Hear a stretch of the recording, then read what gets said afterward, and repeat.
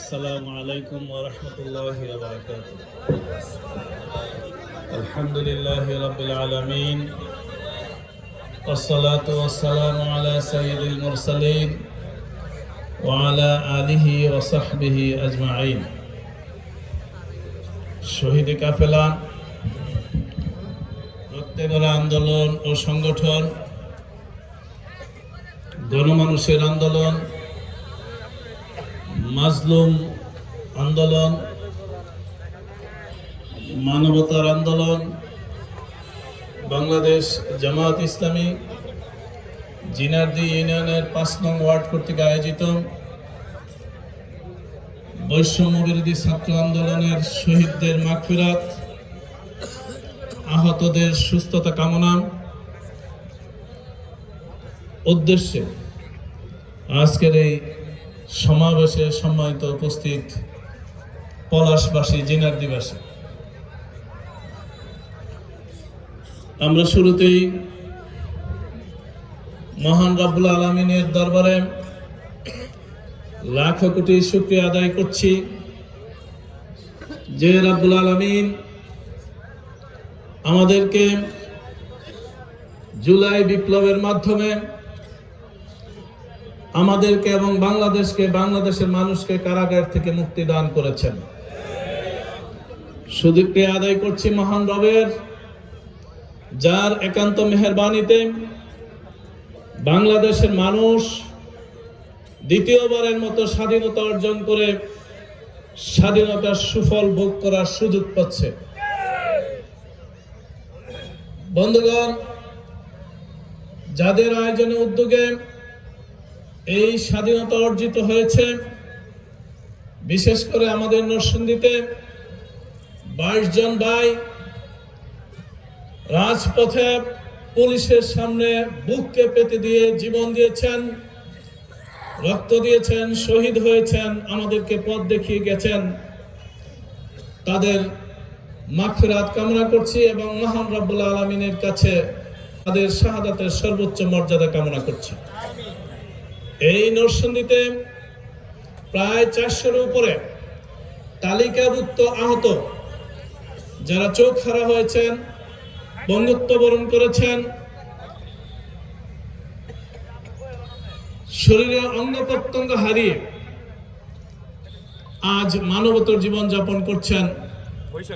আল্লাহ রাব্বুল আলামিনের কাছে তাদের সুস্থতা কামনা করছি।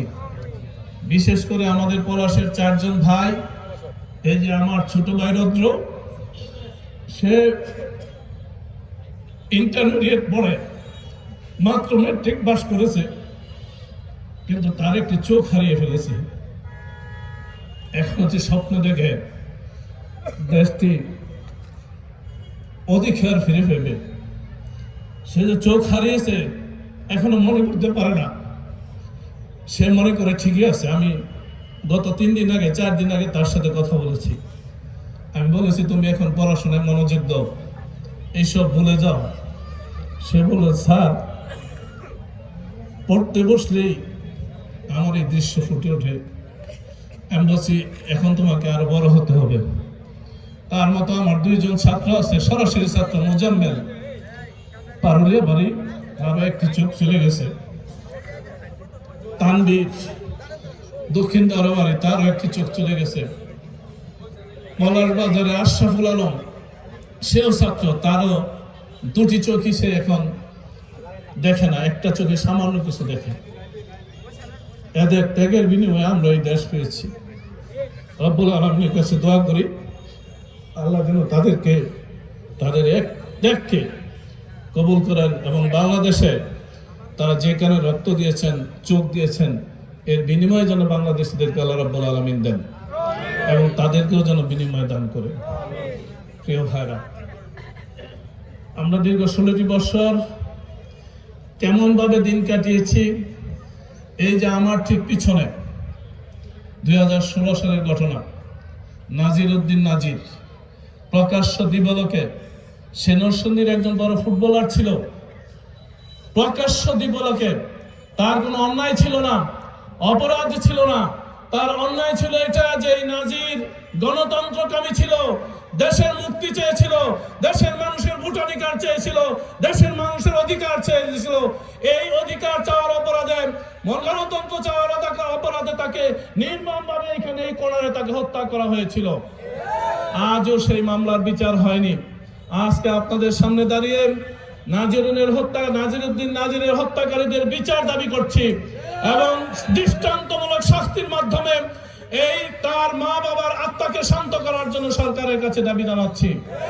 বন্ধুগণ, শুধু এইভাবে একটা নাজির নয়, শত শত নাজির, হাজার হাজার নাজিররা এই দীর্ঘ 16 বছরে সরকারের নিষ্পেষণে ভুলে টেবুলিতে আঘাতে আঘাতে তারা এই দুনিয়া থেকে বিদায় নিয়েছে, কিন্তু তাদের বিচার হয়নি।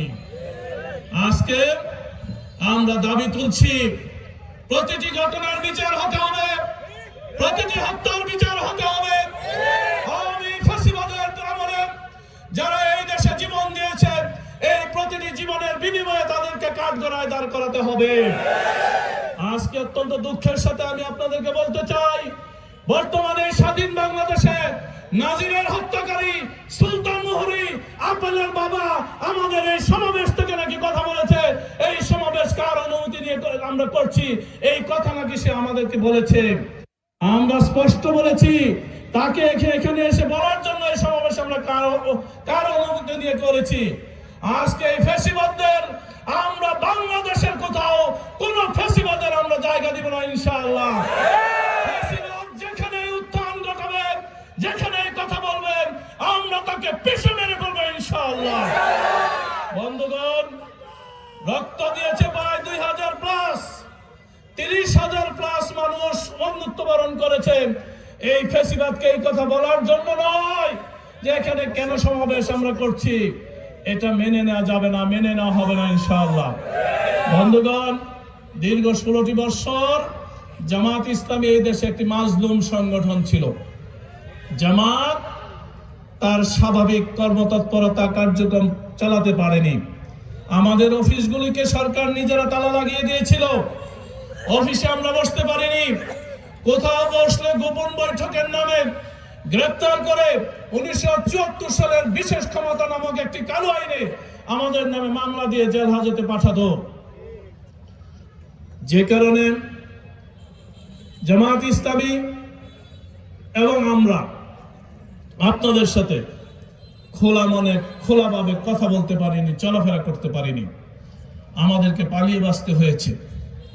বন্ধুগণ, জামাত ইসলামীর কেন্দ্রীয় নেতৃবৃন্দকে এক এক করে 11 জন নেতাকে, শীর্ষ নেতাকে জুডিশিয়াল কিলিংয়ের মাধ্যমে, জুডিশিয়াল হত্যার মাধ্যমে, ফাঁসির মাধ্যমে দুনিয়া থেকে বিদায় দেওয়া হয়েছে।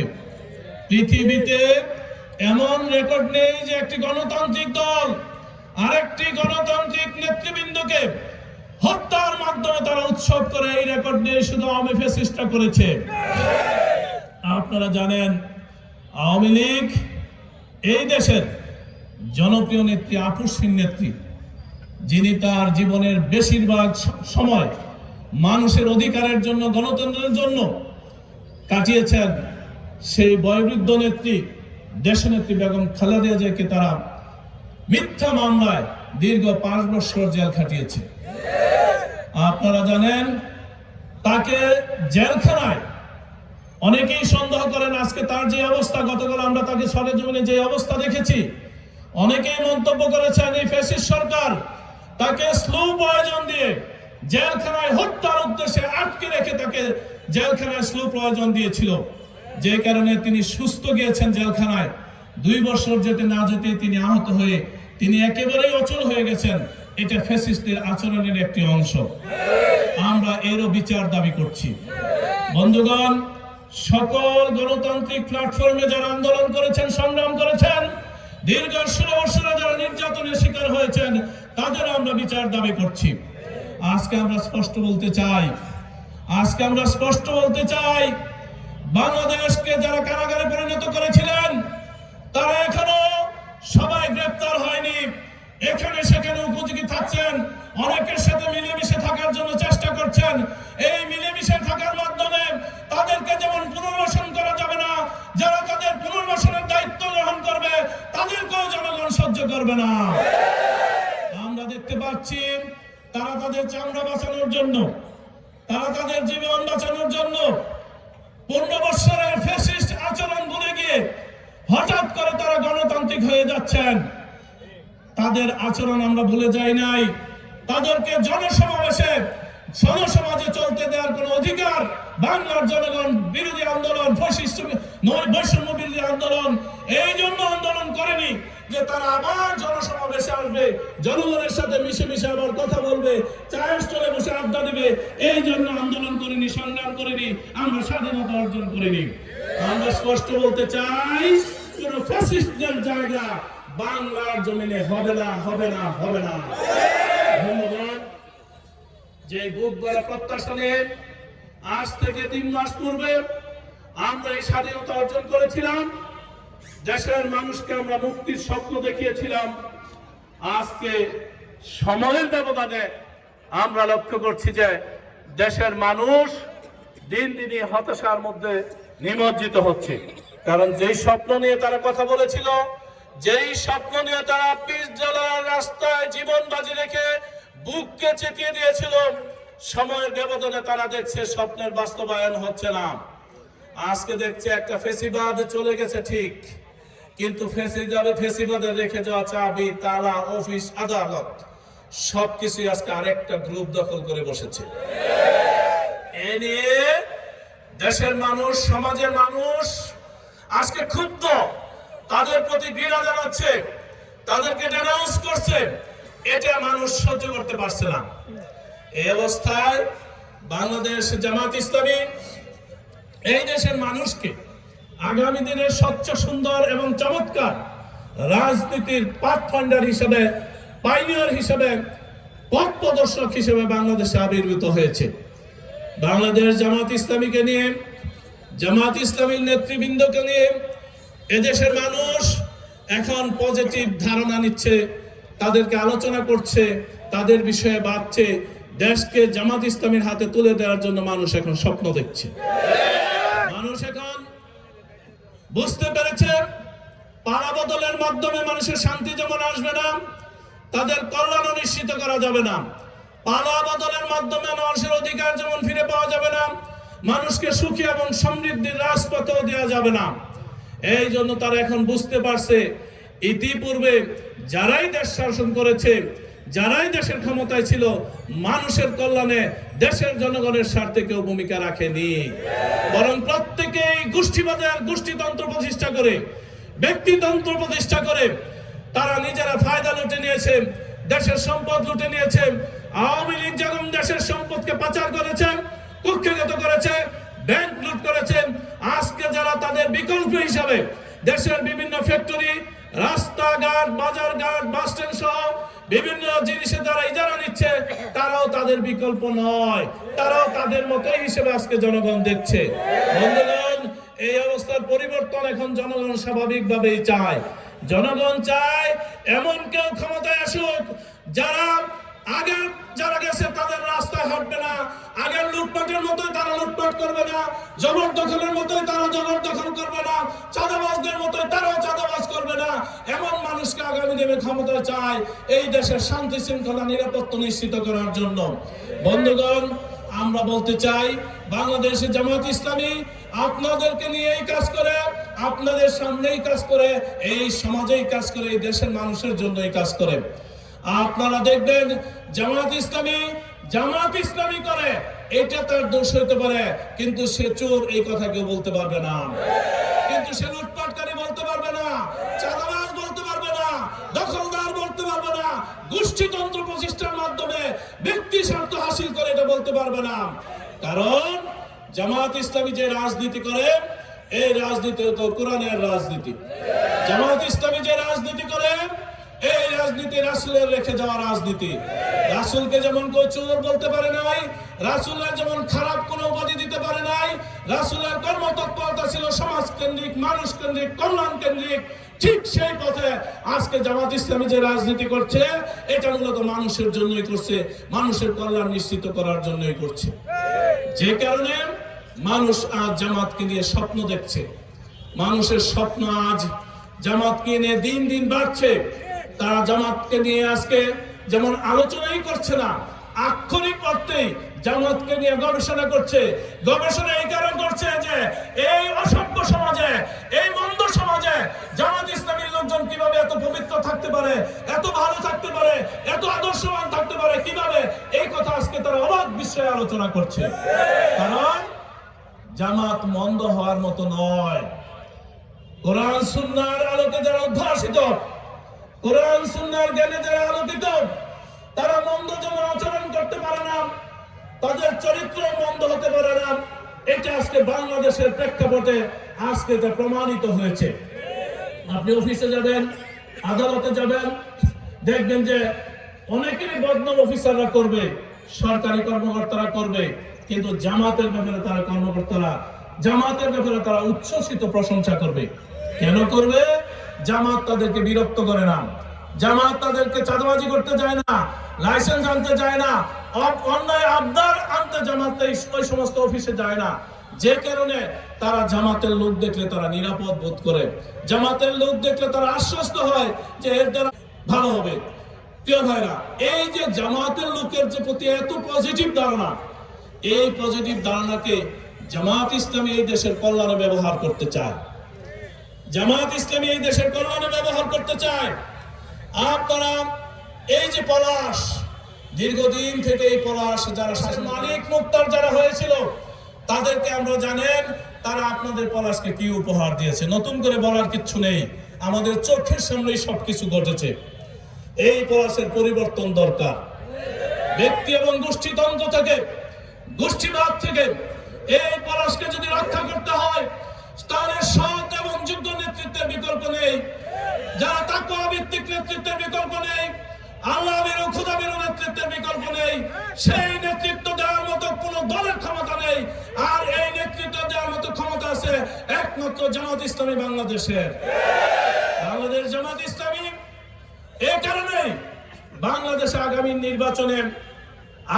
নির্বাচনে জনপ্রত্যাশা পূরণের জন্য আগামী নির্বাচনে ভূমিকা রাখতে চায়, ক্যান্ডিডেট দিতে চায়। এরই ধারাবাহিকতায় 199 নম্বর আসন নরসিংদী 2 আসনে জামাত ইসলামী ক্যান্ডিডেট দিয়েছে। ইতিমধ্যে আপনারা শুনেছেন, আপনারা দেখেছেন। আমি এই এলাকার মানুষ, এই পলাশের মানুষ হিসাবে আপনারা আমাকে জানেন যেমন, চিনেন তেমন। এখন আপনার উচিত হবে আপনার দায়িত্বটা পালন করা। আগামী দিনের সুখী সমৃদ্ধশালী আগামীর পলাশ, চমৎকার পলাশ, সন্ত্রাস মুক্ত পলাশ, 5 খলিফা মুক্ত পলাশ যদি আমরা চাই, তাহলে আগামী দিনের সিদ্ধান্ত আপনাকে নিতে হবে। এই সিদ্ধান্তই আগামী দিনের পলাশ বিনির্মাণে নিশ্চিত ভূমিকা রাখবে ইনশাআল্লাহ। কারণ আমরা এমন পলাশ গড়তে চাই যেই পলাশের মানুষ তার অধিকারের জন্য এমপির দুয়ারে দুয়ারে যাবে না, বরং এমপি তার জায়গায় থেকেই তার অধিকারটা দিয়ে দিবেন। এমন পলাশ আমরা নিশ্চিত করতে চাই যে পলাশে আইন শৃঙ্খলার উন্নতি হবে, অবনতি হবে না। এমন পলাশ আমরা বিনির্মাণ করতে চাই যে পলাশের ব্যবসা বাণিজ্য অত্যন্ত সাউন্ডনেস ভাবে ব্যবসা বাণিজ্য করবে, ব্যবসায়ীদেরকে বিরক্ত করা হবে না, চাঁদার নামে কোটি কোটি টাকা দিয়ে তাদেরকে ব্যবসা করতে হবে না, স্বাভাবিকভাবে তারা তাদের ব্যবসা বাণিজ্য করবে। এমন পলাশ গড়ার জন্যই আমরা আজকে মাঠে নেমেছি। এই জন্য আপনারা যারা রয়েছেন, হিন্দু কমিউনিটির বাইরে যারা রয়েছেন, শ্রমিক কমিউনিটির বাইরে যারা রয়েছেন, পেশাজীবী ভাইয়েরা যারা রয়েছেন, কৃষক ভাইয়েরা যারা রয়েছেন, সবাইকে এই বিষয়টা উপলব্ধি করার আহ্বান জানাই। দীর্ঘ 53 বছর আপনারা বাংলাদেশটাকে দেখেছেন, আমার এই পলাশকেও দেখেছেন। আপনারা চিন্তা ভাবনা গবেষণা করে আগামী দিনের সিদ্ধান্ত নিতে হবে। কারো টাকার কাছে আত্মসমর্পণ করব না, কালো টাকার কাছে নিজের মাথা বিক্রি করবো না। একদিনের জন্য কালো টাকা গ্রহণ করে বিক্রি হয়ে 16 বছর ফ্যাসিস্টদের মতো যাতা করে আমরা থাকবো না। এই জন্য আমাদের উচিত আমাদেরকে আগামী দিনটাকে সুন্দর করার জন্য আগামী নির্বাচনে আপনার সুচিন্তিত মতামত ইসলামের পক্ষে, কোরআনের পক্ষে, ইসলামী জীবন ব্যবস্থার পক্ষে, ইসলামী রাজ ব্যবস্থা প্রতিষ্ঠার পক্ষে আপনি রাখবেন। তবেই কেবল আমরা আগামী দিনের পলাশকে জনপ্রত্যাশার পলাশ, কাঙ্ক্ষিত পলাশ, মানবতার পলাশ, হিউম্যান পলাশ আমরা করতে পারবো ইনশাআল্লাহ। সেই প্রত্যাশা রেখে আমি আমার কথা শেষ করছি। আসসালামু আলাইকুম ওয়া রাহমাতুল্লাহি ওয়া বারাকাতুহু।